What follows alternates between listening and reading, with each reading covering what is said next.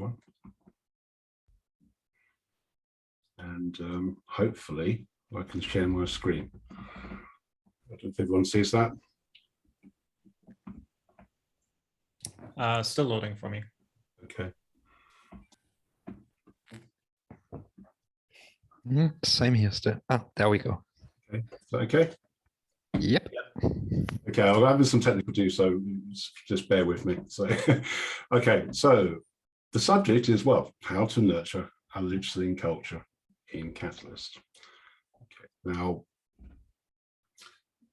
I do not regard myself, first of all, I'd say I didn't regard myself as an expert or even a good listener myself. Interactions and experience with different parts of the community and many conversations with different individuals has brought me here. And as governance issues come to the fore, the importance of different voices being heard becomes critical. I see this as a capability we should all try and nurture. Okay, so I'm on the wrong slide there, sorry. Okay, so why is listening important? Building communities, listening as onboarding. Okay, we talk a lot about onboarding on Catalyst, but what induces new people to stay? In part, it is spaces where people can listen to each other, provide acknowledgement and evaluative feedback, where they feel they have crossed a threshold and feel at home. Listening gives you insight. It's associated with self-awareness. Good listeners are aware of themselves and who they are listening to. They have situational awareness. Listening motivates speaking. Voices that feel they are heard are more likely to engage and speak up. There's a double bind here because that also implies that the voices you hear are the ones that are being listened to, not the voices that struggle to be heard. Negative interactions have a much bigger impact than positive ones. And there's a lot of research on this. A single negative experience of not being listened to has a disproportionately big impact on a person. Research has suggested it's up to 5 times as impactful as a single positive experience. In short, you remember what hurts you. Security, spotting deception. Con men are good listeners, and people who are not listening are easier to deceive and distract. Okay, what isn't listening? Okay, slide presentation. This slide presentation is not listening. Okay, particularly long presentations. It's not listening. Of course, slide decks are needed. Of course, we need slide decks to inform and educate. But an excess of self-promotion, self-referential, and qualifying information will prompt people to stop listening. Listening is not surveying for feedback or data analysis. And of course, we have a culture of surveying in Catalyst, which typically forms the basis for how we represent ourselves. But this information is always solicited and framed according to the concerns and priorities of the person or the organization who's doing the surveying. If novel voices are to be heard, then unsolicited feedback must be discovered. Okay. Listening is not solving problems. Okay. The temptation to fix problems, to fix things, prioritize and foreground your own knowledge, whereas actual listening is the wisdom to quieten your voice and risk hearing another voice. Listening is not an opportunity to demonstrate leadership. If you're focused on how you want to lead things, you're not listening. Okay. Oh, sorry. Some more technical difficulties, but I'll get in there. Okay. Google's Project Aristotle did. So Google, in 2012, commissioned a study to find out what makes a good team. Now, after 3 years of collecting data, they found that the most productive teams have members who speak in roughly the same proportion. It's called equality in distribution of conversational turn-taking. They have a higher average social sensitivity, which means they're good at intuiting another's feelings based on things like tone of voice, facial expressions, and other non-verbal cues. Okay, what matters the most? Research identified dynamics that contributed to interdependent teamwork. What mattered the most was psychological safety. Do you feel safe enough to risk speaking? Teams who cooperate closely and can express themselves feel safe enough to take the risk of speaking and expose the vulnerability of their own perspective. Dependability. Can team members rely on each other? Team members who support each other with contributions and can rely on to complete work form good team members. Structure and clarity, understanding expectations and relevant measures. Now, this is relevant to what we do, where teams listen to each other. They have a clear understanding of what is expected of them. Goals can then be set at an individual and group level, and any key performance indicators will be relevant and attainable. Meaning, a sense of purpose. There is space for a varied sense of purpose, which often depends upon, and this is again based on research, personal priorities and circumstances, not a centralized or homogeneous message. Impact. The sense of making a difference and contribution to an organization as a whole. So accessible user journeys that can direct people to where they feel most valued. All right, and now I just want to talk about how we commonly respond to people who feel that they want to be listened to.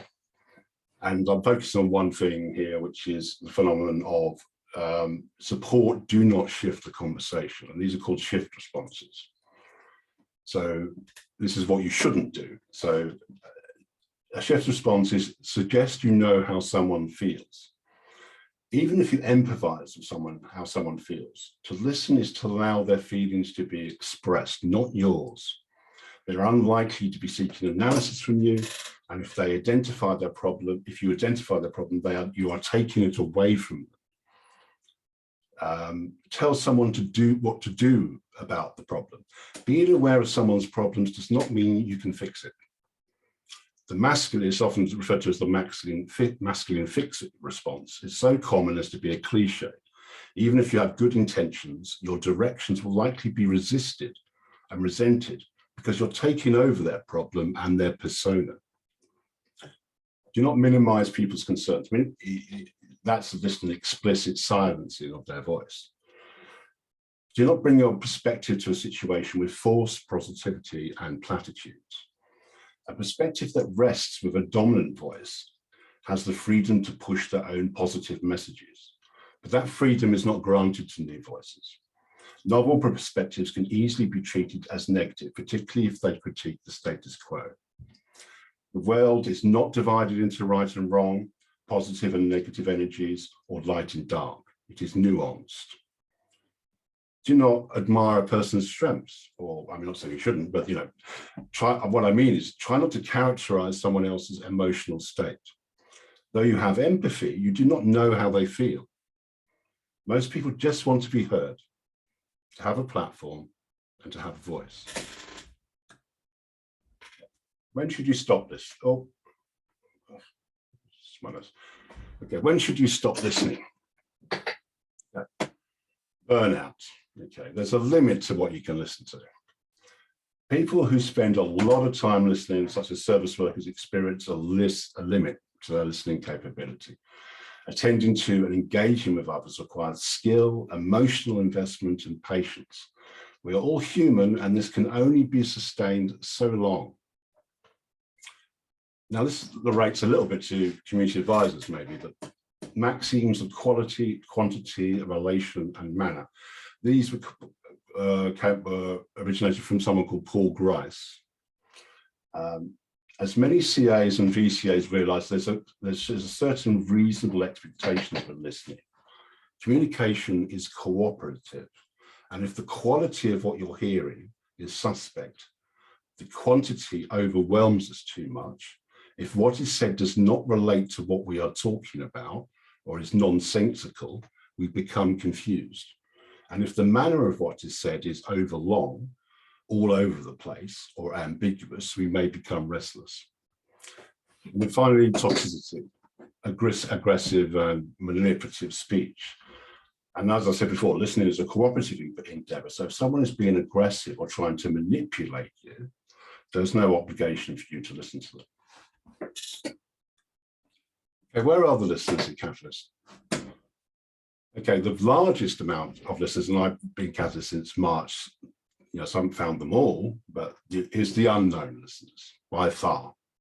And that's a lot of people.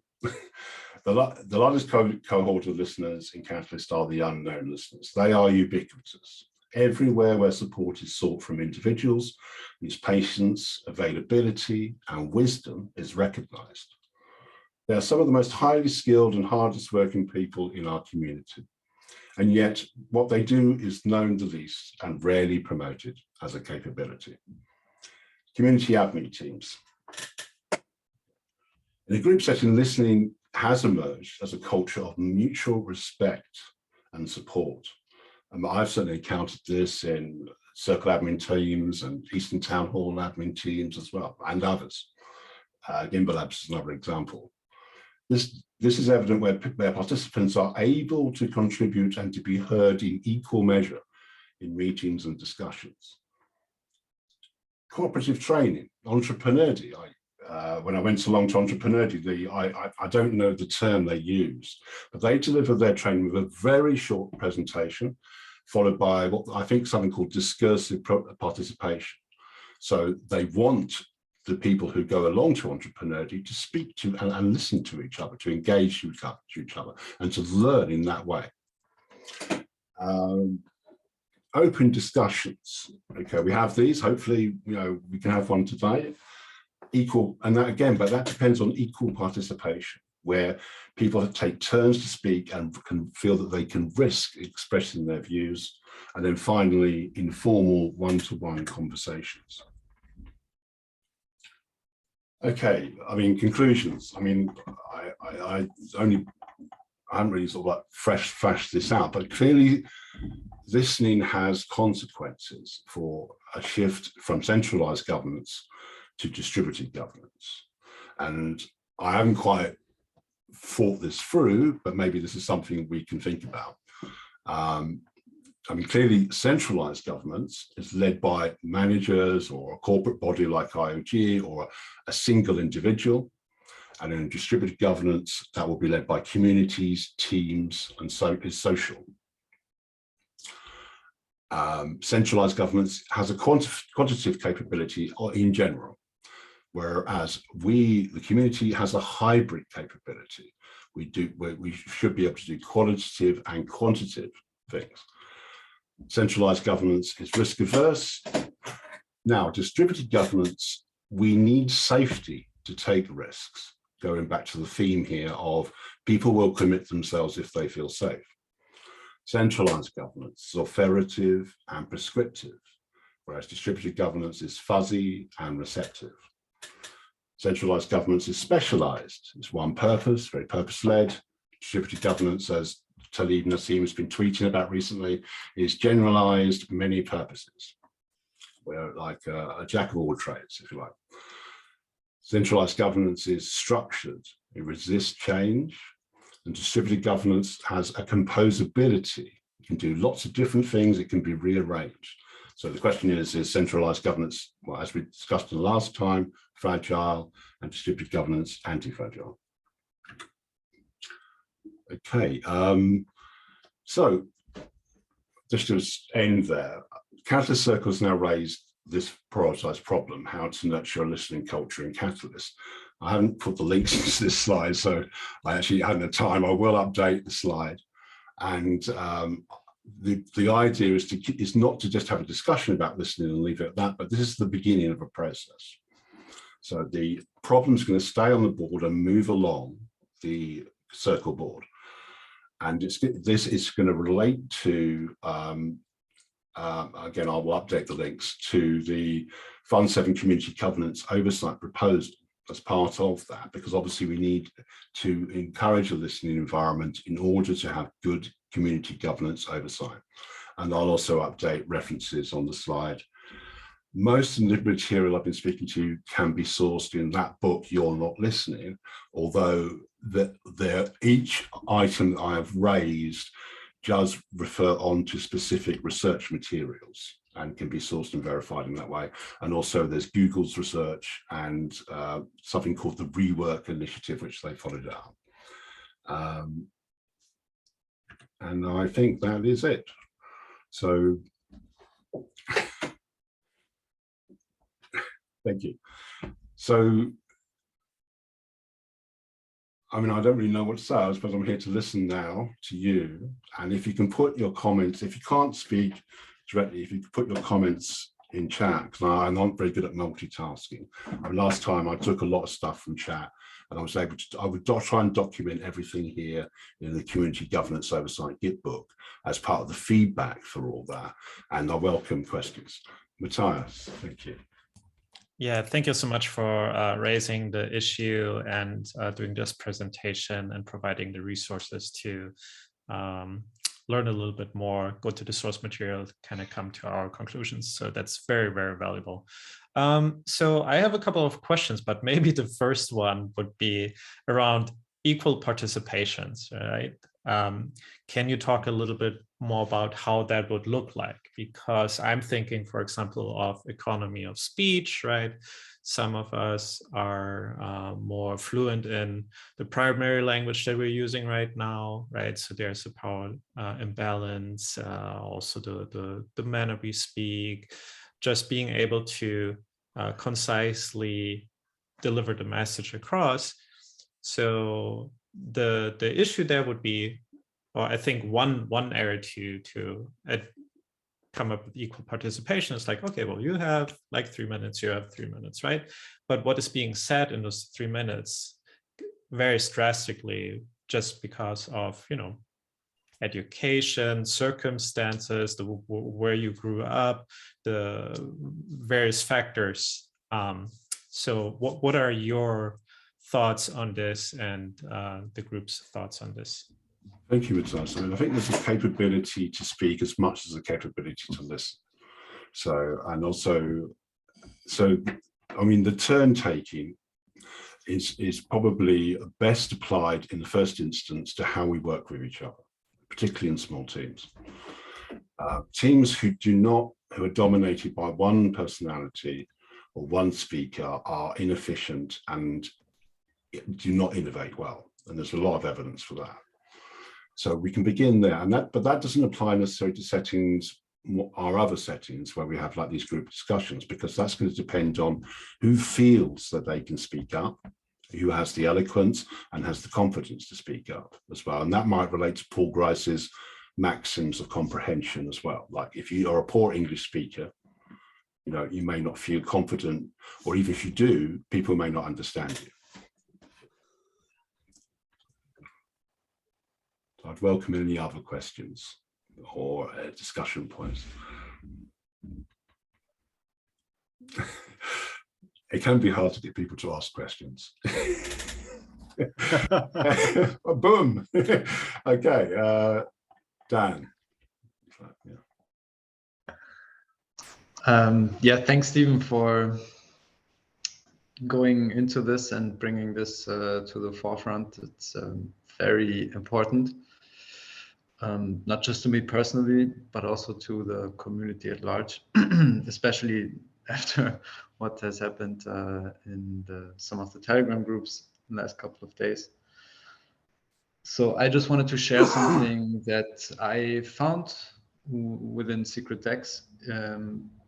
For example, I am trying to get people to open up about their like subconscious when we do tarot readings, and it can be very difficult to open up like this. And what I always do is I do a reading for myself, like a very personal reading, and I share this with everyone there the first time. So this is like the practice of, if you want the other person to share in a specific way, you just do it while they are present. And this usually leads to an effect that this creates the kind of a space that, okay, it's safe to share because this person has invited me here, has shared in a similar way.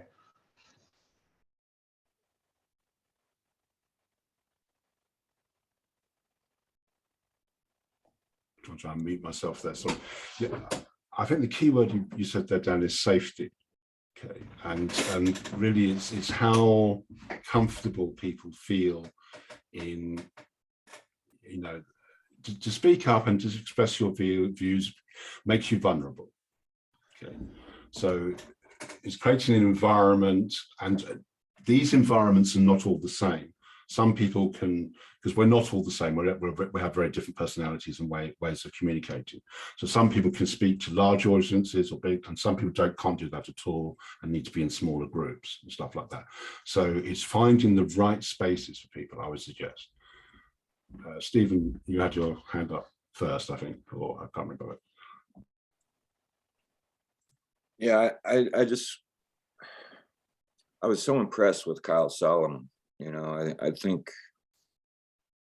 for people that have been in the community for a while, you know, they know what a step that was for him, you know, and I've got a lot of respect for him. I've had a lot of respect for him and the stake pool operators that he works with in Spokra.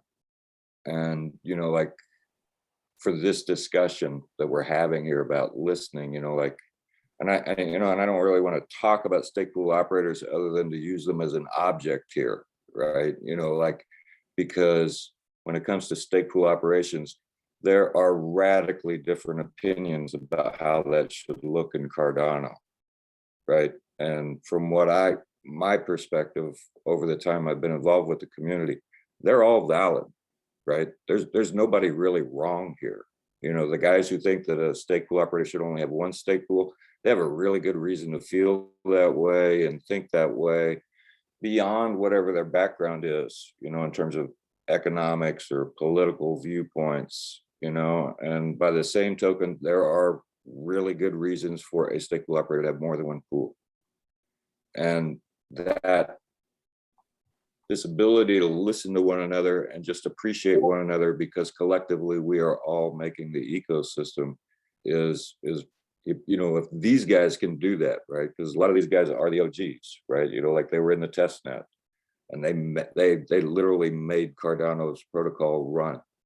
And we have to pay attention to all of them, and they have to pay attention to one another, you know. And I think that's kind of emblematic of what happens sometimes in Catalyst now, you know, for people new in the community, and they feel like they're making their idea, you know, like somebody's got a proposal, hey, this was my idea first, you know, and there's that element of, you know, kind of everybody really needed to take a step back and understand why things look the way that they look, you know. And the fact that things appear the way that they do is more about the way you look at things than any reality people away from you have.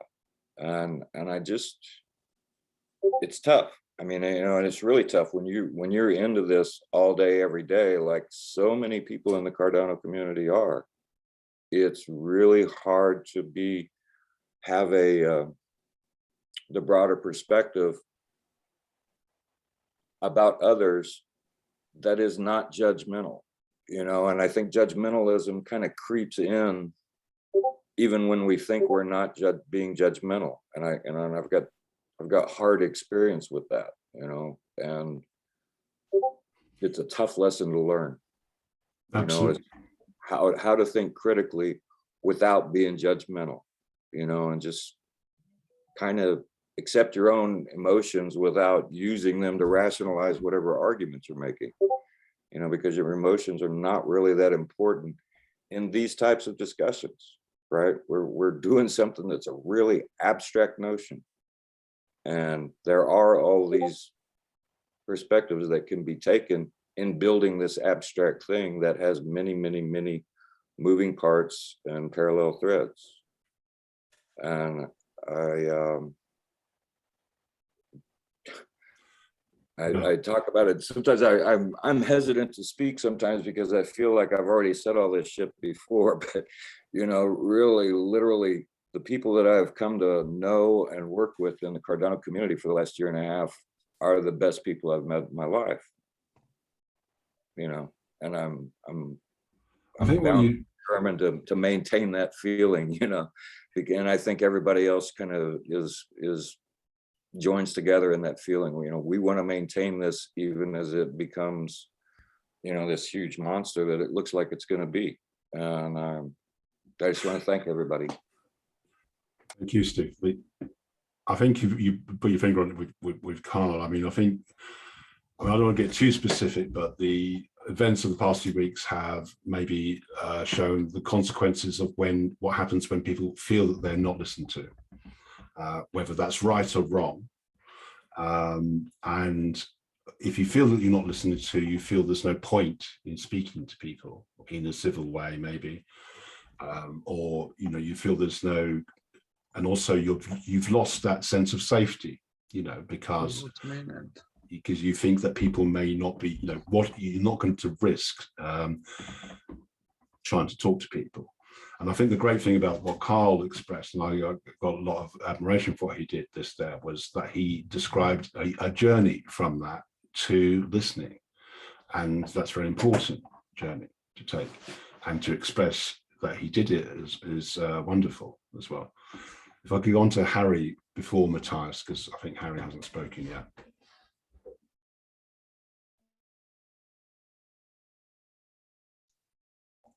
Harry, okay. Hello.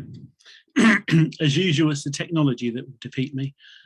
It took me about 2 minutes to work out how to put a hand up, but we got there. So it was more of can you hear me? Fab. I think really it was more of an observation. So it's not a content example at all. And it's probably something that you're already covering off, Stephen. I enjoyed the talk, the slides. Thank you very much. So the bit for me really is we tend to contextualize things. So when you're talking about nurturing a listening culture, and we consult and coach businesses and organizations sometimes in this space. So the first bit is just contract that a bit. So it's nurturing culture is perhaps the issue. And how to nurture a culture is not so hard in a way, but very hard in another way. So the first point about culture then is, as you guys probably know, culture means it's embedded. It means something that isn't evident.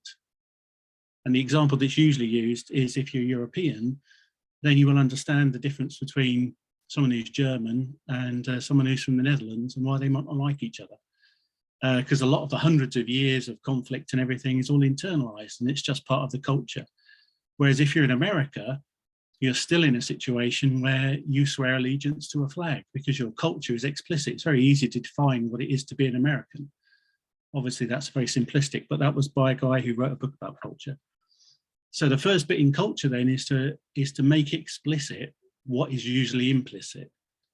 And culture usually comes from your beliefs, and your beliefs then drive your values, and your values drive your behaviors, and that drives your outcomes. So in that part, I think I was looking at your governance, Stephen, and this will run that course, really. To build the cultural web is to first make it explicit and form and agree on what your beliefs are. And once you've got agreement on that, then you can start to explain what that means as a behavior. And like you've done, you can say, well, this behavior is acceptable and this behavior is unacceptable, not good or bad, just acceptable for our culture. The fun bit for something like Cardano, and this is my learning that you guys are all very experienced at, is, as you said, is then taking that from a system where you may have things driven by command and control that then drop into collaboration and then back into command and control. That's how an organization usually works. But this business about having decentralized authority, decentralized, community-driven everything, that adds to the complexity. And for me, that's what I liked with your stuff there, Stephen. It's the complexity added by it being a community that makes it VUCA again, makes it volatile, uncertain, complex, ambiguous. However, as you're doing, there are ways of putting governance in place to control that.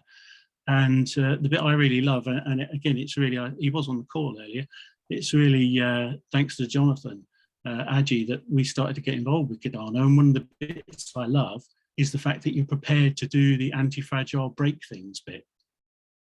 Now, from that point of view, just cut yourself some slack.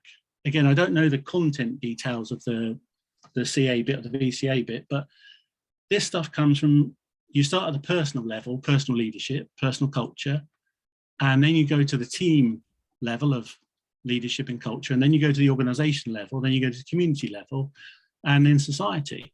So, you know, at the moment, you guys are breaking out the individual and team levels of beliefs, behaviors, values, and outcomes. Well, that's fantastic. Thanks, Harry. I mean, I suppose I will push back a little bit because I refer back to listening isn't a problem to be solved, and the kind of community focus again on community culture as against organizational culture.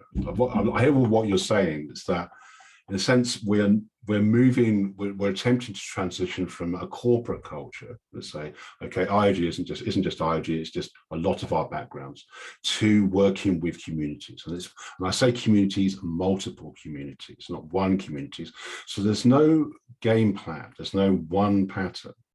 Also, there's a sense that you want to rush to regulate behavior. But again, no, we're not doing that. Because people regulate their behavior in different parts of the ecosystem in different ways. And so if you're being prescriptive, there's an instrumentalism to that. So again, instrumentalism is appropriate to organizations. You referred a lot to organizations. You know, we're not an organization.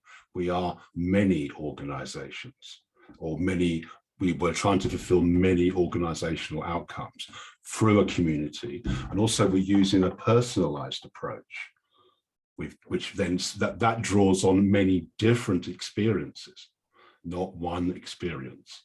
So I would just say that if I could just quickly go to Matthias and then to James. Thank you very much. Thank you. Thank you. That kind of on the topic of values, that kind of opened a whole can of worms for me there, but not get too much into that. But very interesting points. I also want to mention that I thought it was very nice to see Kyle speaking from his heart, and I applaud him for that.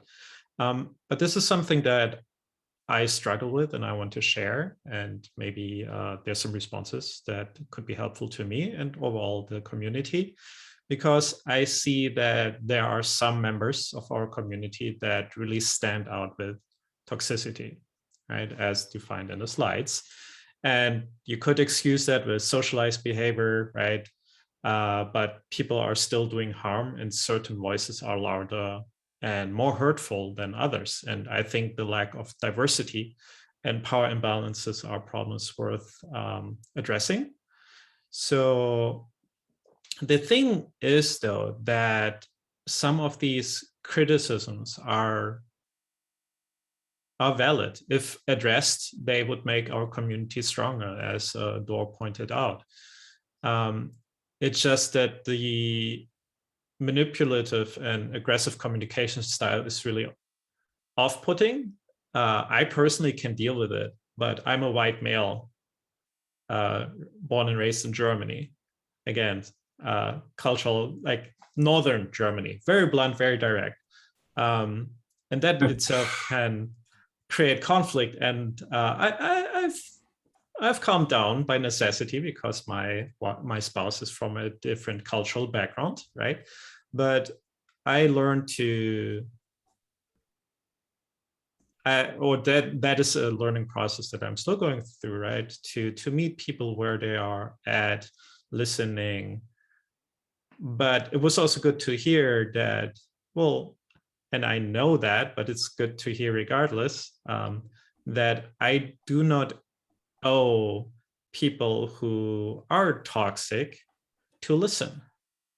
Absolutely. Yet, Yeah. yet there are really good points. So how do I deal with that? Especially if you're like publicly called out, or you find out that, you know, you yourself as an individual, or your organization that you represent, or your stakeholders, or Catalyst in general, or Cardano in general, crypto community in general. How do you deal with that? Because I think we, as Dor pointed out, most of us are grassroots. So we are really like, hey, you know, I'm going to fight for this community. I'm going to fight for what I believe in. I could break down a couple of your points. Okay. No, thanks for that. That's great. Because toxicity. Okay. A lot of the stuff I've looked at suggests that why is someone toxic? Why is someone being aggressive? Okay. And a lot of the evidence I've seen is that they have some issues. They are vulnerable, actually. But that doesn't make it any nicer, maybe, to listen to abuse from them. Okay. And particularly if there's a power imbalance, and that's what you're referring to there. And power can be rested in, okay, they have the means to speak, but if they're speaking in a toxic way, that's not really a power, because no one's hearing them. You know, that people are responding to them, but they're not hearing them. Okay. But then it goes back to this, well, I still don't want to hear that because, and then this other factor which you picked up on, which is very important, which is manipulation. And that's another kind of danger. And that we see this through bots in our Discord and people trying to scam us all the time. And that is a different thing again. And that should be, you know, that's often not human even, it's just automation. So my own view is I don't like regulating behavior personally. And code of conducts only go so far. And all the people I've listened to, they say they don't want universal rules. They just want spaces where they can go, where they feel at home, which is in the ecosystem. And there's not one space, you know. So that's the only thing. That's the immediate thoughts that come to my mind, Matthias. James, you've had your hand up for a while. If you get down to you. But I think, Stephen, it's definitely related to what you were just saying, and certainly Matthias, to what you're saying.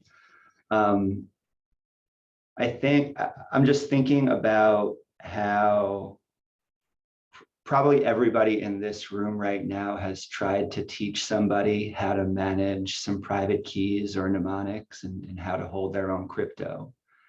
And I never judge somebody personally when they're not yet ready to take on that responsibility, right? Like, that's a technical problem. It's easy to see it for what it is.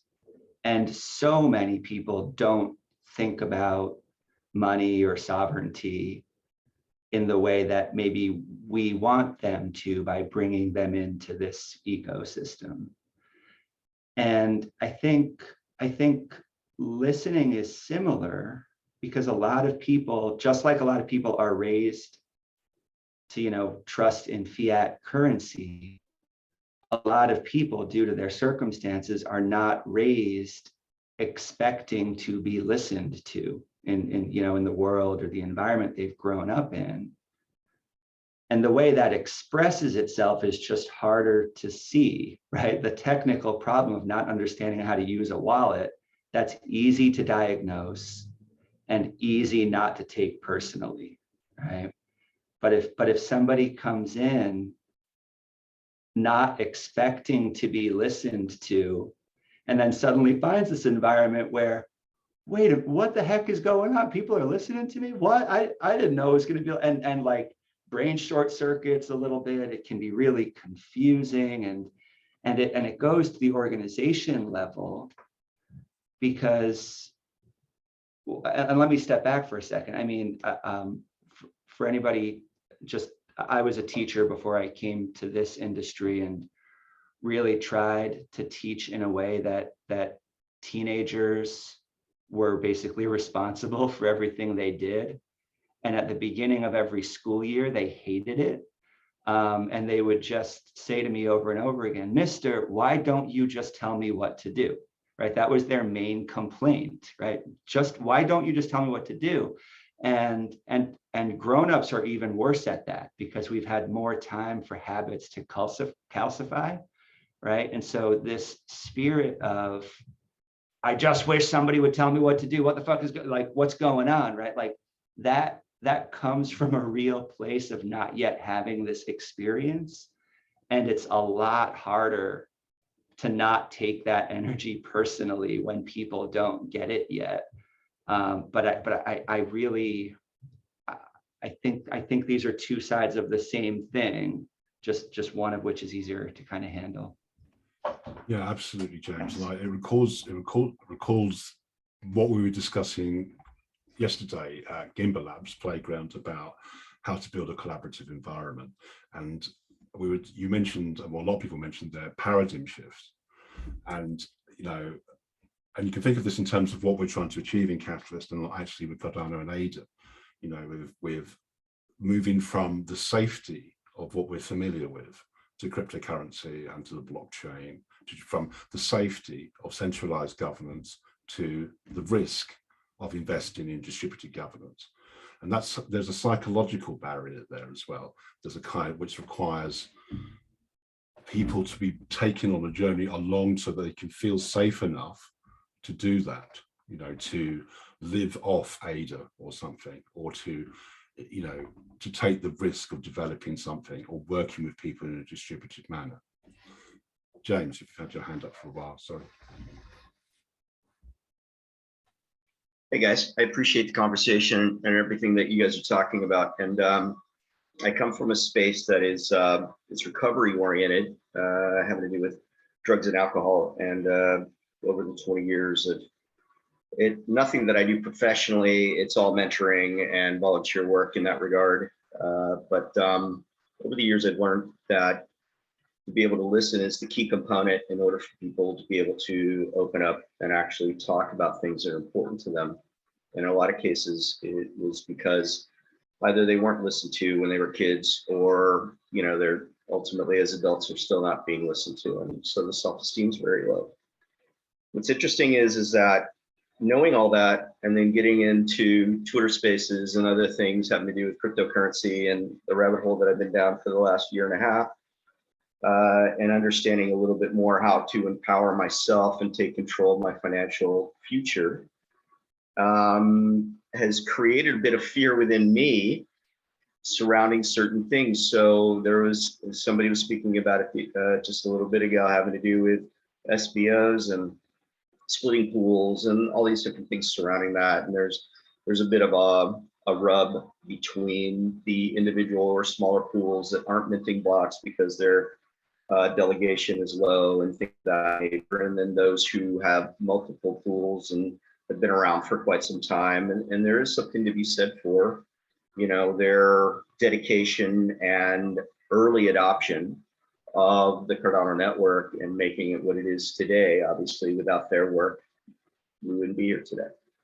So what I found myself rolling into was that I actually wasn't listening as well as I know how to, and wasn't able to hear some of the things some smaller SPOs were talking about, simply because I felt like they were coming from a space of like they were whining about it, you know, and I had to stop myself and think, I need to put myself in their place and think about what they're going through and what they're doing. Obviously, there's a bit of a feeling of somebody's bigger than me and I gotta, you know, I'm small and nobody's listening, right? Or what have you. And I'm not getting any support from IOG with the K parameter or the A naught parameter, things of that nature. And then from there, really had to take a step back and think, what do I do with, you know, people that I work with at a volunteer level? Should I be doing that more in these spaces? And then this came up and I was like, yes, I need to be here. I need to hear this. And it coming from Stefan, who obviously has some background in putting these things together. And I just want to thank you for that. And Dor, thank you for all your work.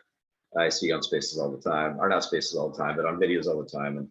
And thank you for everything you do. That's all I have. Thanks.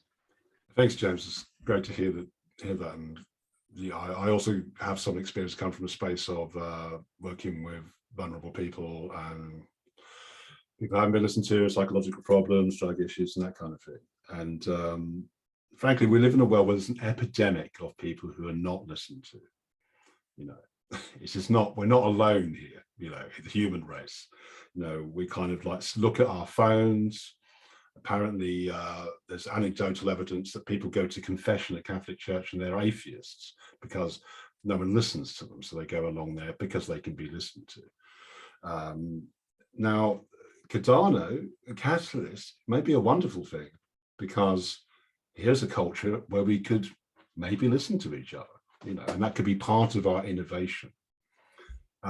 Also, when you're referring to a particular issue like the small SPOs and all that, and wherever we are, whether we're in IOG or a small SPO, we tend to get really invested in where we are, you know, so, and it can lead you into thinking, having maybe an overabundance of certainty about your position, you know, and that can prevent you from listening to other people, as you were saying, you know, because you think, oh, I'm the one who's being not listened to, that kind of thing. It's no one else is listening to me, that kind of thing.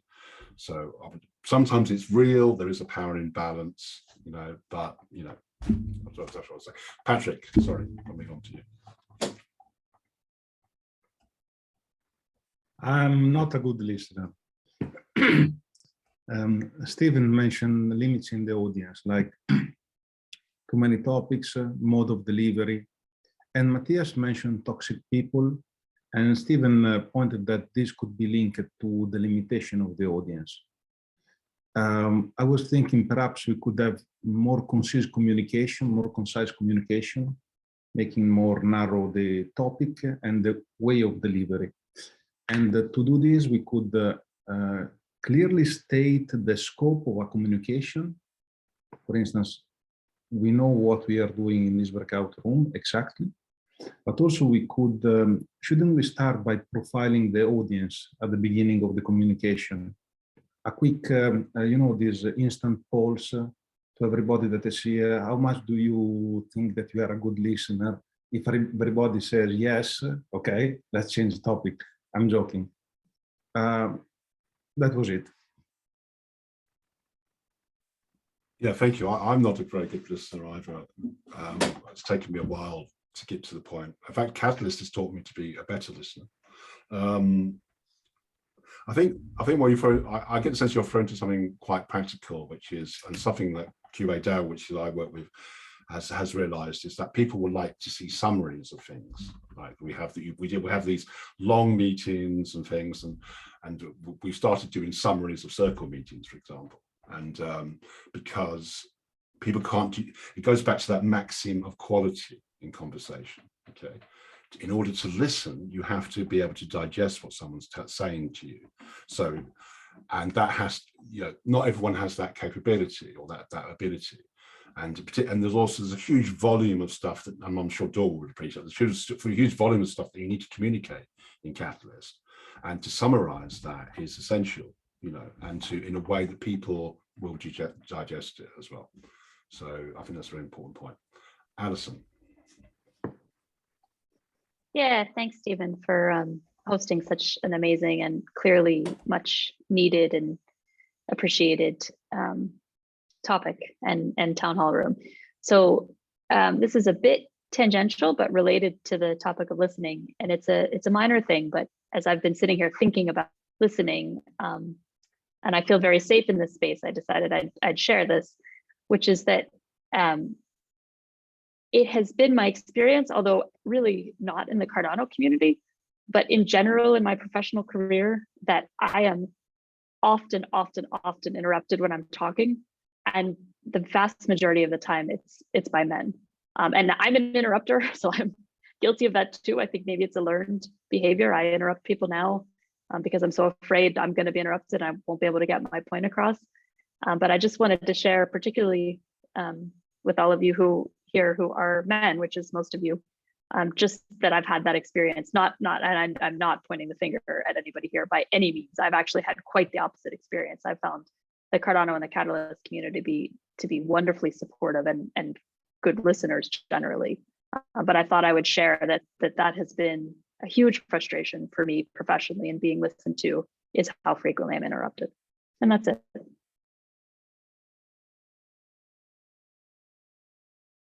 Yeah, so just my mute button is a bit sticky, but thanks for that, Alison.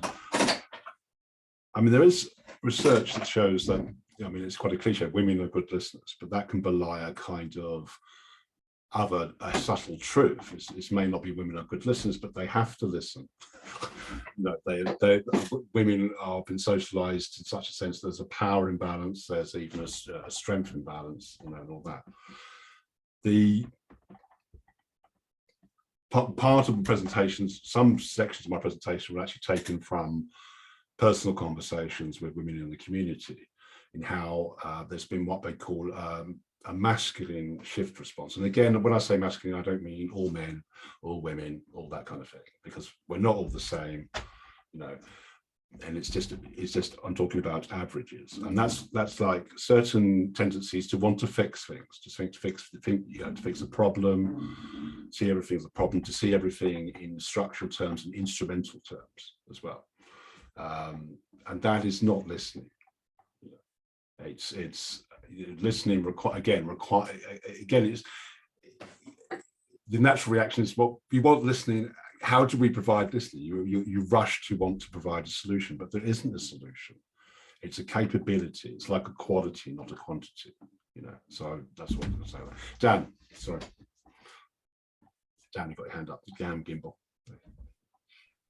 Yeah, I just I know we're talking a lot about listening and really discussing about the nature of listening and how to become a better listener and all, but I think it's also important for us to be conscious of the purpose of listening, because, you know, obviously it's communication. We want to learn something, but there's two kinds of learning that's going on here. One is personal learning. I mean, in some knowledge from someone else, but I also want to do that so that I can convey or refine what someone else is saying. So that's kind of this request to listen, but also kind of an incentive to try to speak. But I think the second part of that's the personal part of understanding, or personal reason for listening, purpose for listening. But I think we need to begin to understand that there's a community purpose for listening. And that community purpose for listening has to do with getting alignment in a community. Because when you're listening to the community, you're getting to know the person who is in the environment and in your community. But you're also getting to know what that person thinks. And then you hear some commonalities about what other people are thinking. So it's about building shared meaning. And this capturing of shared meaning and being conscious of how do we build a better community has to do with being conscious of what is the purpose of this listening? How are we going to build a better community through establishing these shared meanings? So that's the only thing I really wanted to emphasize. Thanks for that, Dan. That kind of complements a lot which came out of Google's Project Aristotle, which looked at teams and found that people who listen to each other, you know, have a shared sense of meaning and also a shared sense of purpose. The only thing I would say to that is, again, this kind of plurality thing. There's not one community, there's many communities. So personally, I don't think everyone can listen to each other. I think that's unrealistic. There will be communities which have their cultures, and, you know, it's more about, I remember the conversation yesterday at Gimbal Labs, I think someone said that I just want to find where I can be at home, okay? And that's going to be a different place for different people. Right, I guess I would just add that I think you talked about there's many communities, that's of course true. But the deepest meaning, I think, and the shared meaning begins to emerge from dyads, conversations. And a dyad is just you talking and someone else listening. And it happens in very small bits. But as those small bits kind of gather, and the more times you talk with one another, the larger the shared meaning is established. And I think it's important. I think you can contribute better to the understanding in a community and building that shared community by just being conscious of the fact that there's a purpose to this listening. It's not just a selfish thing. There's a community purpose. That's right. I think Alison mentioned feeling safe, and I think a lot of people just don't,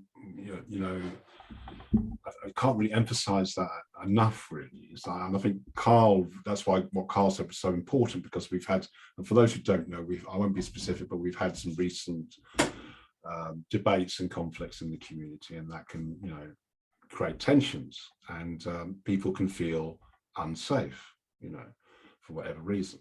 And that is why what Carl said was so important, because he described a journey from that kind of opposed groups to listening, to advertise that he's now available to listen, so that invites people in, it promotes cohesion, and a feeling of safety, that, oh yes, I can then now talk to Carl because we've moved on, kind of thing. Yeah. And as you say, the dyads, that kind of things that are moving together. Andre, you've got your hand up. So I haven't pronounced your name right, Andre. Hello everyone. Thank you for interesting discussion.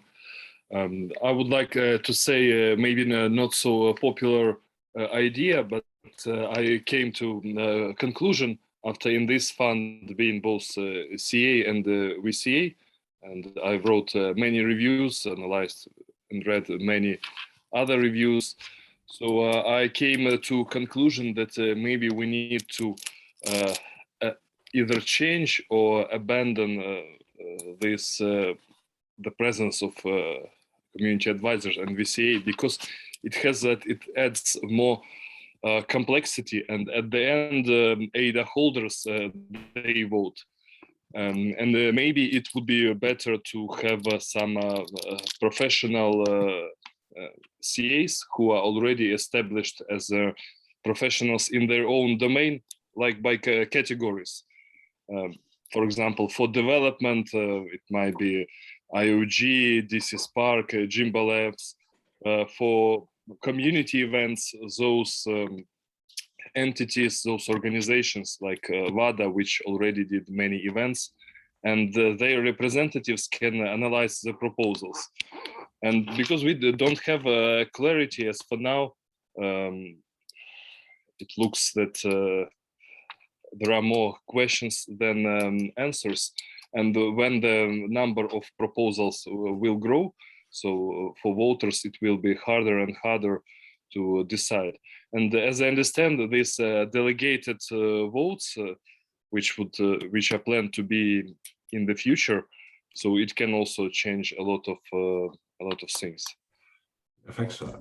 That's the idea which I wanted to say, and I feel that I kind of missed the main topic. Maybe if there is a way to read more about this, I don't know, Twitter or some blogs, because just today I was reading the telegram of community advisors, but I didn't see something special. Yeah, there were some messages, but nothing too big or too toxic, or maybe I just missed it. I don't know.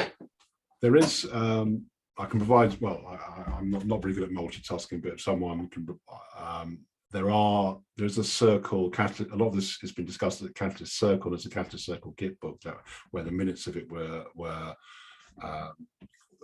put in quite a lot of detail. There's also problems and issues that were raised via GitHub, where there's a long discussion thread there, which you could read if you like, for context of some of these arguments or tensions, if you like.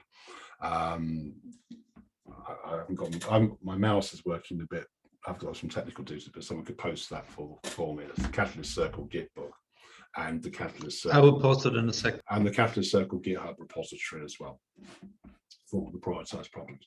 And this whole meeting will also be documented as well in the community governance Git book as well. But what you're talking about, even though it may sound unrelated, it reminds me of a discussion that actually was brought up. I think Daniel I'm not sure Daniel will say that the whole approach to CAs was kind of based on a kind of idea of the network wisdom of crowds. So to introduce tests on CAs is a challenge, because it creates an overhead, you know, kind of that for like how and an additional layer of complexity. So that has to be kind of, I suppose, balanced between, and I know what you're referring to is a great frustration that we've had over the past few weeks of people not doing assessments well, or even being gamed, you know, and then that leading to the natural requirement that these CAs or these people do not understand these proposals or understand the context. And that kind of is related to your point about, I think, about delegated voting, because, you know, as we scale, and actually the original paper, which was based on the network wisdom of crowds, also referred to problems related to that. You can only have a wisdom of crowds if you have a good flow of information, if you can handle the scale of what you're receiving, and that kind of thing. And that scale, these are similar issues that relate to what I was discussing in this presentation about maxims of quality. You know, if you have too much information, then you cannot listen, for example. You cannot, and to put it down more specifically, you cannot assess things because you're overwhelmed by a flood of texts. And that has created problems in the CA and the VCA process, for example. So there is, even though it may sound unrelated, it is related in that way, Andre. So thank you for raising that point. I mean, I think we need to still work through these issues on how those solutions, on how, you know, how we can get better assessments, how we can encourage or incentivize people with better capability to do assessments and all that.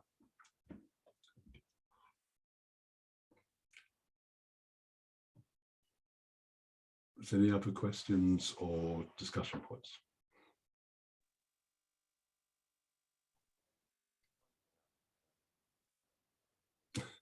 Silence. Yeah. Oh, sorry, Danny. Okay, Daniel. You're muted, Danny. Everything that was shared here with me leaves me with one question. How does a person snap out of it?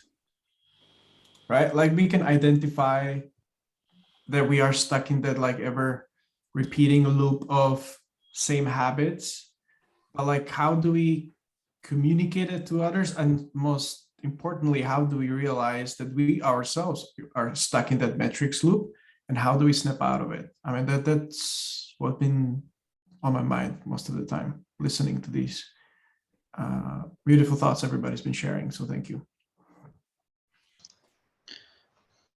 Is there anyone want to respond to that? Yeah, maybe me. Dan? Or me, yeah. Go on, Dan. Restorative environments is a key word here. And I think this is something that we need to include in the onboarding process even. And I am also not for imposing rules upon people. This is not my game. I don't think that this is how we should work. But to have a bit of a kind of a sense or a feeling of the environment that someone is stepping into is highly appreciated and should be done in a meaningful and understandable way. And restorative environments and restorative teaching tools can do exactly this. And yeah, this is where we should focus our attention on. Yeah, sorry. No, thanks, Dan, for that comment on restorative environments. Could I move to Felix first, because I haven't heard from Felix. I would like to just bring some positive parts inside, because I think a conflict like we have is each time an opportunity, right? And I don't think that so often in conflicts we have to just add it with neutral, with negative content. And who says what we are doing now, or a situation that happens now is bad, will stay bad? Well, there has been a shitload of stuff going on the Telegram, which leads us to the situation sitting in this call, which led to the situation that Kyle showed up and shows a beautiful standard of, wow, this is noble behavior. So I'm kind of grateful for this when there are conflicts, because very often what we have in a healthy environment not listening does not block you, right? Arguing, even sometimes with very strong and aggressive voices, what we are used to, because we have a lot of very strong people in the community as well. When they come together, they will come strongly together as well. And this is even good because it creates a certain impact as well around. So I would focus more as well on the side, hey, what do we get out of the conflicts and how can we use conflicts? Because we are human and there will be always conflicts. And just because we do some fancy stuff on blockchain will not mean that we change our mindset, right? There will be conflicts and human evolution defines itself as well by conflicts. Whole human history is filled of conflicts. And we are comfortable animals. We are looking for conformity and comfortability. And we try to keep conformity. How do you say it in English there? Conformability. But it's not what pushes us forward. What moves us forward is very often a conflict when the situation is not nice. And this is what we attract here as well as builders. So we should prepare ourselves that there will be a bunch of conflicts and a lot of aggressive conversations. And we are very, I think, blessed already in Catalyst because the level and niveau of interaction of in conversation is very high already. In regard, for example, compared to Twitter Spaces. So I would even think about how can we even artificial maybe invite conflicts and arguments that they not come from themselves and smashed on us, because let's be honest as well, we are sitting already in our echo chamber here in Catalyst. We are used to learn now to listen to us between us, which will not help us to listen to new voices coming in very aggressive, with a very harsh critic and a very valid point that they are not listened. Because, well, we can train ourselves as much as we want to listen to each other. When this not includes to listen to people with total different perspective, and they will not come and say, hey, listen to me. They come and say, fuck you. That's how it works, right? And it's funny and it's good as well. Sorry, so, I was gesturing to Chris. I was thinking about, because my mouse is frozen, so I don't know why. I can't type in chat at the moment. So sorry to interrupt, Felix. No, that's all. So I just think we should always look also on the opportunity of conflicts and not say, okay, let's try to avoid. It's not true. Yeah. I mean, I just like to address Daniel's point about feeling stuck. And I've experienced this as well. It's that you reach, even in Catalyst, early on, I won't be specific, people might know what I'm talking about, where you reach a kind of impasse where you feel that, you know, this is terrible, I can't overcome this. And then, as Felix says, you realize that, well, there's a human cadence to this, you know, that things do move on. And then there are consequences to things. So, I mean, I think we are, you know, this is, as I think I've said to you, Daniel, this is just the beginning of what we're doing here in terms of another dimension of what we're doing in terms of governance, in terms of listening. And it's just, and that's part of the reason why I put this issue on Circle's problem board, is that's with that intention. It's going to move forward. It's going to enrich our conversation about governance. And then, but also, I mean, I feel that if you're at the kind of front line of things as well, where you see like a lot of communications, you know, that can also, and I hope I kind of expressed that, referred to it a little bit, that can, you know, there's only so much you can listen to, you know, and you should be aware of care for yourself, I suppose, as well, you know. So, and I counted, there's a lot of people in the community as well who do this, and it'd be good if we can start thinking about appreciating that as well, and in terms of whether it's IOG or whether it's the community, you know, to support each other in that respect. Matthias. Yeah. So thank you, Felix, also for speaking. Very important points. And you're right. And what you said totally resonates with me on a personal level. And yes, there were some things going on in chat, right? Conflict transformation was mentioned, and that is, of course, totally my language, because that's, my academic background. And yes, conflict is necessary for growth. Still, I want to reiterate that the way we deal with conflict matters, because I don't know if you experienced that as well, Stephen, but a lot of the people who actually help communities that are not listened to, communities that are silenced, communities that are disadvantaged, a lot of those people who help them are huge conflict avoiders, at least in my personal field. And so if it's like very masculine, aggressive behavior, I say masculine because it's a stereotypical type, right? But I think we know, and if you don't, what I mean with the type of bringing issues forward, a lot of this is, as was pointed out, about the person themselves. And what can we do? It's like, yeah, we'll have them meditation, nature retreat, therapy. Great. Yes, to all of this, but it has to come from the person. We can offer mediation services. Great, we can do that. If the person doesn't want to, right, that's a problem. So there was a comment in the chat to answer Danny's question, right? Community self-moderation. And one way, I'm frozen. So you see this. Sorry about that. So one way to address this issue is, of course, calling people out, right? But and this might work, calling out the bullies. But another method is also, well, those are already community members. Those people have connections. So my appeal to you is calling people in, especially if you have a connection with someone, right?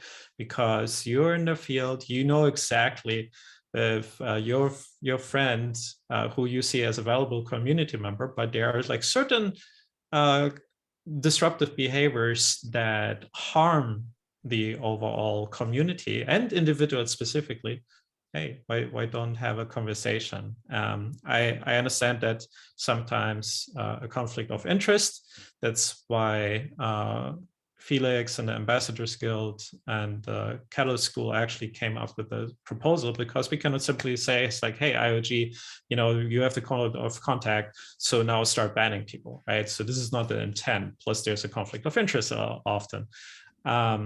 Right, so community self-moderation, yes. Calling out bullies sometimes might be the right thing, but also calling people in, and overall see this, I think, as an opportunity for growth. So conflict transformation was mentioned. That is certainly an aspect, but I really feel like in order to breaking the cycle here, we as individuals have to be a little bit more proactive in having those discussions. If you feel safe and comfortable with an offender, quote unquote, to have this discussion. So please do so.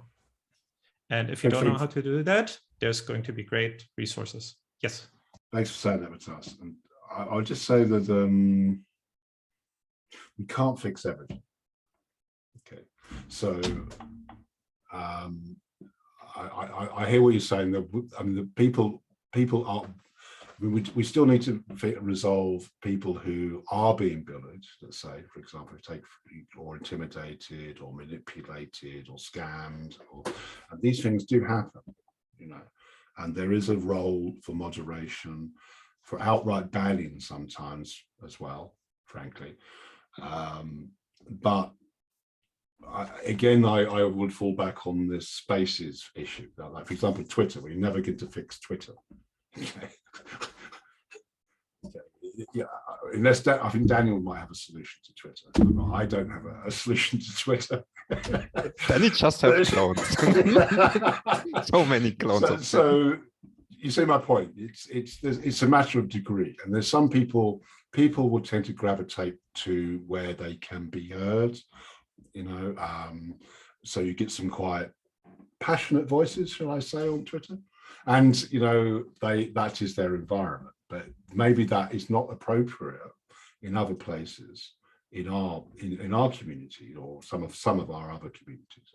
So, but I hear what you, I know you're working on other stuff to do with code of conduct and stuff like that, and I think that should be developed absolutely. So again, you've got your hand up. Sorry, I haven't got round to you yet. Can you turn your mic, your volume up a little bit? Okay, I'll try. That'd be great if you can. Yeah. Okay, nothing. Yeah, I can hear you better now. Okay. I had this question for a very long time. We have instructions and all kinds of materials on almost everything, technical, but we have in fact nothing on this kind of this interpersonal relationship or how to do it. We don't have anything in fact on that one. And I meant to ask for a long time, why there are a lot of people who are trained and qualified as a facilitators in these groups, and why don't you have this facilitation training for individuals who ask or who need it, especially some of the team members may need it, in fact, that from what I have seen, for example. So is there anyone can answer on this one? Are you volunteering to go? No. I actually want to take the training myself. Oh, I see. Okay. I suppose this after town hall could form some training materials, couldn't it? Maybe, and that's what I hope a little bit. I mean, because we've got a problem on the board now, and out of that could come proposals, could come initiatives, or it could feed into current initiatives that people are doing as well, and to fund. I'd like to see funding of workshops and mentoring and coaching. Absolutely, and I think that's down to us as a community to step up and do that. Yeah, absolutely. And I'll put you first on the list. Thank you. Thank you. Yeah, thank you. Okay. And are we winding? How long have we been going on for now?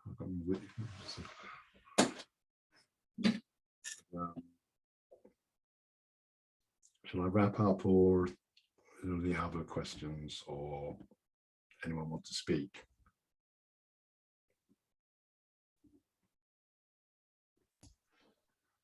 I'm going to jump in real quick. Oh, go ahead, Dan. Sorry. I just wanted to thank everyone for the conversation. I think it's very important to have. I'm currently working on a project with a colleague of mine who is a real expert in this interpersonal communications. And at some point, I'm going to put together kind of a Zoom meeting around this interpersonal communication and have him present his methodology, because I think it's really important for us to have these skills. So he's very good at that. And also I have to go. So thanks all. Yeah, thanks, Dan. I'm waving because I can't type in chat for some reason. But yeah, so yeah, thanks. That'd be really great, Dan, actually. Yeah, so I'm not sure if I can close this meeting because my mouse is not working. Which is but can you stop the recording already? I don't know. I think I'm going to be here all night. Maybe just turn the screen off and on. Yeah. What? I always just hit things when that's on. Mostly hitbox.